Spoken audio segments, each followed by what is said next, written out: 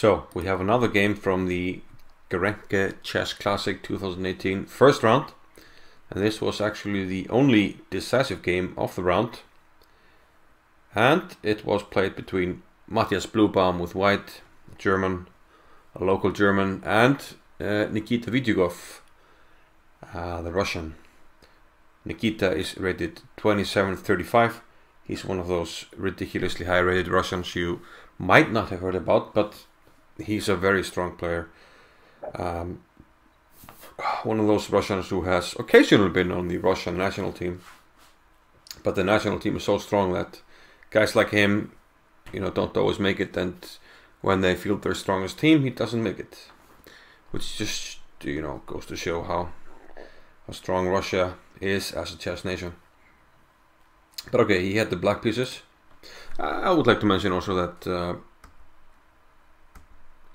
I've been rooting for Vitiugov a little bit for quite some time, because he is he likes to play the French defense, and he authored a book on the French defense, which I quite liked. Now, in this game he had black, and he played the Slav. After knight f3, knight f6, we have e3, and now bishop to f5. And this is what everybody was playing around the time when Boris Avrukh published his books on the Grandmaster repertoire for white. So it seemed like everybody was playing this line at the time. So white gets the bishop pair, but black is very solid. In this game we see bishop d2 by Bluebaum, knight b to d7, and finally now white takes on g6. There was no rush, and h takes g6. Now Bluebaum goes for c5, closing down the position on the queen side, most likely aiming for some kind of b4, b4a for b5 maybe, and in some extreme cases, if allowed, maybe even f4, just trying to gain full control of the position. But Vitiugov does not allow that, and he plays a very nice break here with pawn to e5. Now here Bluebaum played b4, but taking is very dangerous, because after knight takes e5, you're having some problems with this pawn. After b4, d4, white is getting hit all over the board. Taking is very dangerous. This is attacked. What to do about it?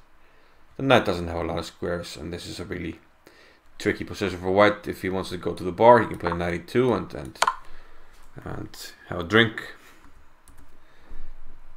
But okay, it's not that bad, but it's very good for black. So b4 was played. Now bishop b7 from Vitiugov, b5 by Bluebaum. Really going for it with the pawn spot, leaving the king in the center, and after castles, still leaving the king in the center with queen a4. Now the problem with this is, okay, it looks like you're threatening to take on c6, but Vitiugov says, no you're not, and he just plays a tactical move, rook e8. The king is still stuck in the center. Castling on the queen side looks like, well, not suicide, but it's you moved all your pawns. It looks very dangerous, and black will just blast open the position. Meanwhile, his safe king will just be laughing here on g8, while all the action will go on the queen side. Bluebaum did take on c6, but he did not take with the queen. He played bishop e2. If he were to take with the queen, then he's in a world of hurt after rook c8. Queen moves back. And now just d takes d4, yeah. If queen takes, we're taking on c5. If pawn takes, we have this pin opening up. This discovery, opening up. Black is doing great after bishop e2, knight b6, and then take the pawn. Black is close to winning. So bishop e2 was played. Vitiugov took on d4. And now white does have the bishop pair. And if he gets to castle next move, then the king should be rather safe, and white should be looking forward to the future. Some play on the queen side. Maybe you can start rerouting the bishop, think about taking this. But Vitiugov had other ideas, and he started to try and punish white for keeping the king in the center with knight takes c5. Very strong. White can counter this if he plays correctly. He took on c5 and now d4. And it turns out it's really difficult for white to do anything. If you move the knight, then you're going to be stuck with his pin. Some d3 moves in the air, discoveries, etc. So Bluebaum decided to give back the piece. He castled, and after d takes c3, things look okay. After bishop takes c5, okay, black is up a pawn, but we're close to regaining it. And okay, now with the bishop attacked on e2, Bluebaum put it on f3. And now thinking about regaining the pawn here on c6, and if we can do that, we should be close to equality. But Bluebaum never gets there. Here, maybe he should have just activated his pieces and played for pressure against black's extra pawn. Maybe rook a d1, queen c4, and it's really hard for black to make any meaningful progress. He, however, tried to regain his pawn, but that was a mistaken venture. Okay, we're attacking the rook, but rook e2. And now this looks like a safe move, but here another tactic by Vitiugov. How do you gain a pawn here for black? The rook is attacked, what to do? He took on f2. Another discovery coming up after rook takes f2. Bishop takes f2, check. And then rook takes c3. So we regain the piece on c3 and drop a pawn. So if we can hold on to this extra pawn, this would be really difficult for white. It's an extra pawn, a really nice knight, and a very safe king for black. Potentially open diagonal here. Black should be doing great. So white tried to take the pawn here, but now Vitiugov found a very, very nice combination. So try and find the first move.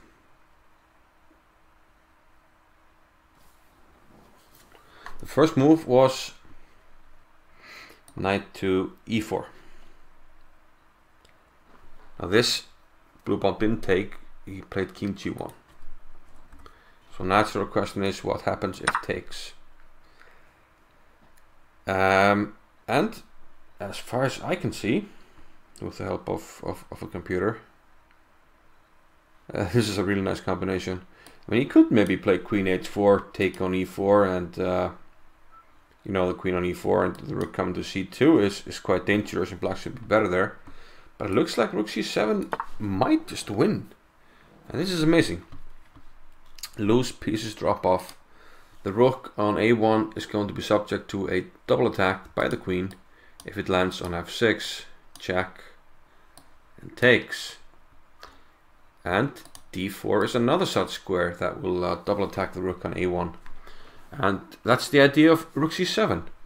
We just want to attack this queen and then give this a dangerous check. Now, one idea is, of course, also that if you put the queen on b6 or a5, trying to attack the rook, then there's a discovery. Then we take the queen. Other moves, queen a8, trying to get a trade, rook c8. And again, these two squares are back on the agenda, and not much you can do about it.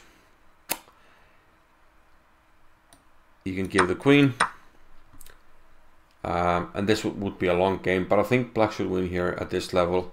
It will be very difficult for white to organize a fortress here. He's going to be close, and perhaps he can defend with correct play, but I think black can put the pressure on forever here and should be able to win. But this didn't happen. After knight e4, it looks like they both saw something, and probably it was this line. And Bluebaum played king g1, but this allowed a very nice finish, setting up one of the most famous patterns in chess, one that beginners and advanced players alike are very familiar with and like to have in their own games. The winning move was Rook A3. Now what is this? Well, this is simply fueled by Black's will to find the smothered mate.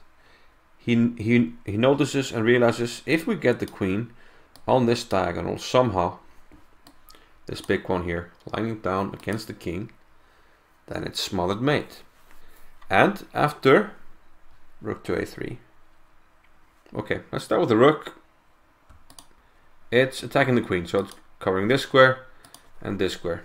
We have the knight on this square, and it's covering F2, and it's covering C5. And as you can see, the queen is covering B6. Let's make it red, and D4. So all the squares on the A7 to G1 diagonal are covered. So the queen, being attacked, can't defend on this diagonal. So whichever way you move, or if you take, you are getting checkmated. After Rook A3, Bluebaum resigned, but of course we all know this finish. King G1, Knight H3, if king here, queen here, mate. Well, we can of course take on on A1, which is mate, but I think most people would go for the smaller mate, right? So yeah, the threat of smothered mate decided this game in the favor of the Russian Nikita Vitiugov. Very well done indeed. And yeah, this checkmate always brings a smile to a chess player's face. See you in the next one. Bye bye.